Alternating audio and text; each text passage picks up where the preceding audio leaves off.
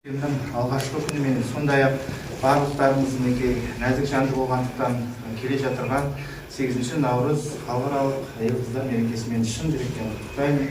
Біріншіден сіздерге мықты денсаулық, бала-шағаларыңызға амандық және сабыр тілеймін. Шыдамдылық мына жұмыстарыңызда тек қана шығармашылық табыс тілеймін. Қаншалықты ақпаратқа иесіз.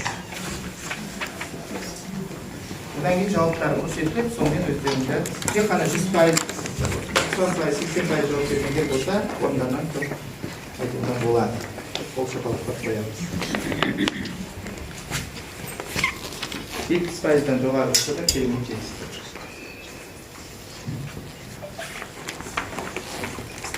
50% дұрыс. 100% дұрыстарыңыз болса, жаңағы тараптарыңыз көтерсеңіз не болса, жүрекше болды. 100% дұрыс. Шешкен сұрақтарыңыз. Бірінші нұрлауыңыздарға тексеріп